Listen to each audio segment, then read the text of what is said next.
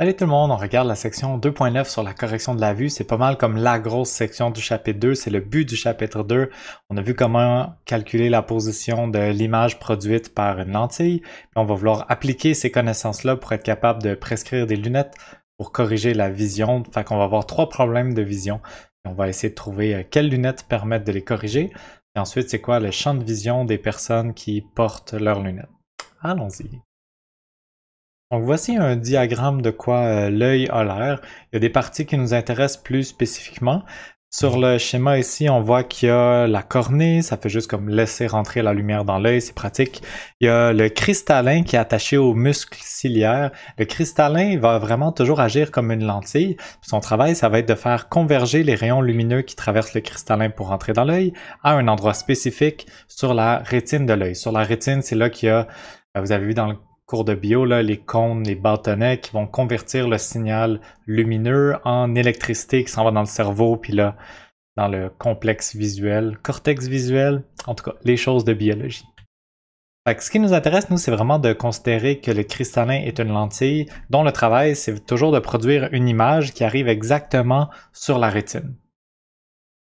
Si notre cristallin est capable de faire converger les rayons lumineux qui proviennent d'un objet qu'on observe sur notre rétine, dans ce cas-là, on va avoir une image qui est nette. Si notre cristallin échoue, ça veut dire que les rayons convergent un peu trop tôt ou un peu trop tard devant ou derrière la rétine. Dans ce cas-là, on va voir une image qui est floue. J'ai dit que le cristallin allait agir toujours comme une lentille, mais on va jamais faire de calcul en utilisant la distance focale du cristallin, où le V c'est la vergence, on va le définir bientôt.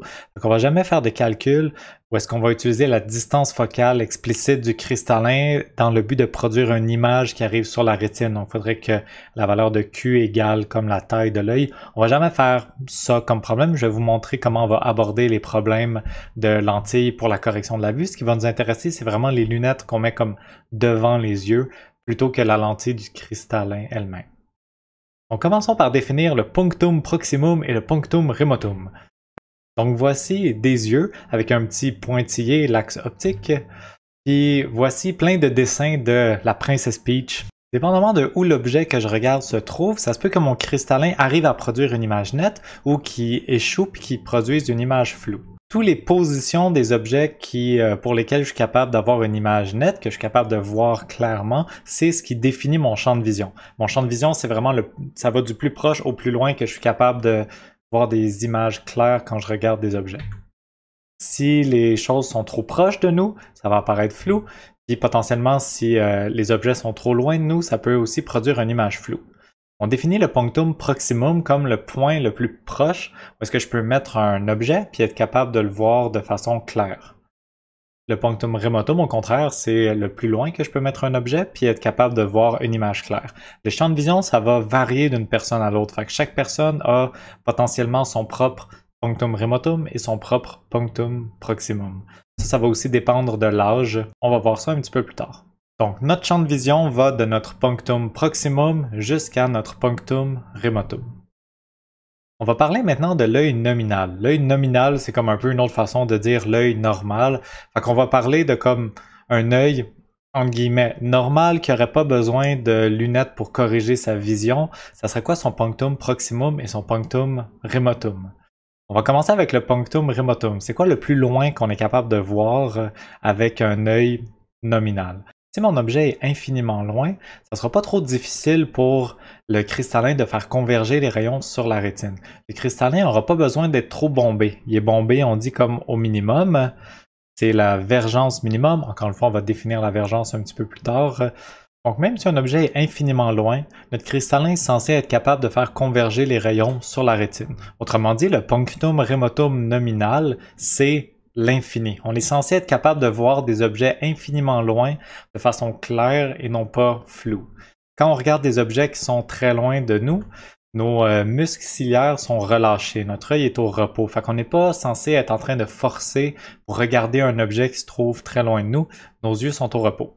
Des fois, ça peut nous sembler bizarre de dire que le punctum remotum est à l'infini, comme est-ce que je suis vraiment capable de voir des choses qui sont infiniment loin. Il ne faut pas confondre une image claire versus une image nette, puis comme la résolution de l'image qu'on est en train de regarder. C'est pas parce que je suis capable de voir un objet lointain de façon nette que je suis nécessairement capable de discerner tous les détails de l'image. Exemple, si on prend un objet qui est plutôt loin, la Lune, vous avez déjà regardé la Lune dans le ciel. Fait que quand vous regardez la Lune, est-ce que vous apparaît comme plutôt comme ça ou plutôt comme ça? Si vous avez un œil nominal, la Lune nous apparaît de façon claire. Fait que la Lune n'est pas brouillée dans le ciel quand on la regarde.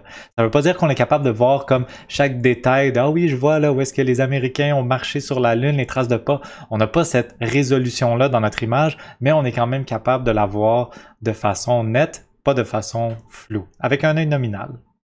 Ensuite, pour le punctum proximum, ça c'est vraiment, il est où le point le plus proche où est-ce que mon œil est capable de voir puis de produire une image nette.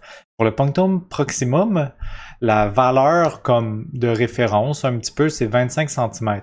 25 cm, c'est un chiffre un petit peu aléatoire, là. C'est juste que si on a un punctum proximum plus proche que 25 cm, on ne considère pas que ça vaut la peine de prescrire des lunettes pour corriger la vue.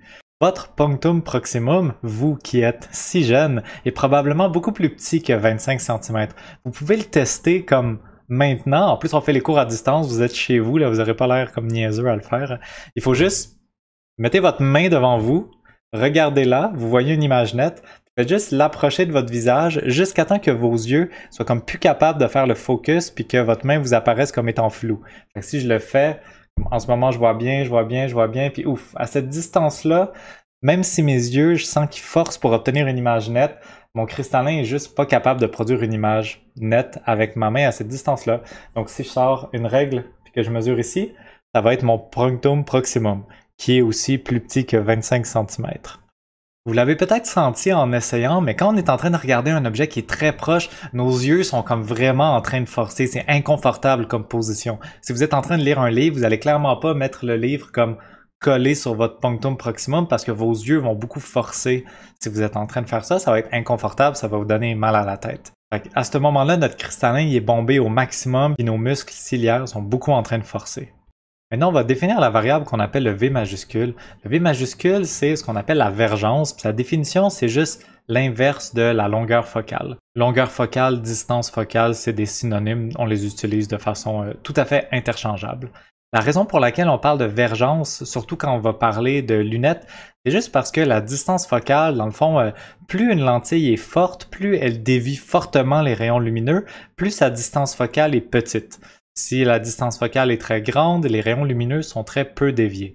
Quand on va venir pour faire une prescription pour des lunettes à quelqu'un, ça semble un peu contre-intuitif de donner la valeur de la distance focale parce qu'un plus petit chiffre correspond dans le fond à des lunettes plus fortes. C'est pour ça qu'on définit la vergence. Et la vergence, vu que c'est l'inverse de la distance focale, ben, une grande vergence veut dire des lunettes plutôt fortes. Fait que si vous portez des lunettes puis que vous avez une certaine prescription, mettons j'ai des verres qui sont à moins 0.5, 0.5 c'est la vergence de vos lunettes. Fait que par définition, la vergence c'est 1 sur la fréquence, c'est mesuré en dioptres, c'est l'unité qui est utilisée, on utilise un D majuscule pour cette unité-là. Puis une petite chose qui est importante, faut pas se tromper, les dioptres c'est des 1 par mètre. Fait qu'à chaque fois que vous allez vouloir utiliser cette formule pour calculer la vergence, il faut toujours que la longueur focale ou la distance focale soit en mètres. Il ne faut pas se tromper puis la garder en centimètres, sinon votre vergence n'aura pas de sens, ça ne sera pas la bonne valeur. Maintenant, on a défini le punctum proximum et le punctum remotum nominal. Si un œil a un punctum remotum qui est pas jusqu'à l'infini, qui est plus proche que l'infini, ça correspond à un problème de la vue. C'est la myopie, fait qu'on va voir comment traiter ce problème-là, puis qu'est-ce qui est la cause du problème. Si notre punctum proximum est plus loin que 25 cm, ben là, c'est probablement de la presbytie, puis on va voir aussi comment traiter ce problème-là. Fait que la prochaine partie de notre théorie, c'est vraiment quels sont les 3 différents problèmes de la vue qu'on va voir et comment les traiter en prescrivant des lunettes. Je vais faire des vidéos séparées pour les 3 différents problèmes de la vue, comme ça va être un petit peu plus facile à regarder, puis chaque vidéo va pouvoir inclure un exemple entièrement résolu de correction des problèmes de la vue. Donc voilà, c'est tout pour l'introduction de la section 2.9. On a parlé un peu de comment fonctionne l'œil avec le cristallin et la rétine, puis on a défini le champ de vision avec le punctum proximum et le punctum remotum. Finalement, on a dit que quand on était en train de regarder un objet sur notre punctum proximum, nos yeux sont beaucoup en train de forcer, notre cristallin est bombé au maximum, et le punctum proximum nominal, c'est 25 cm. Et le punctum remotum nominal est à l'infini, puis nos yeux sont censés être tout à fait relaxés quand on regarde les objets qui sont très loin.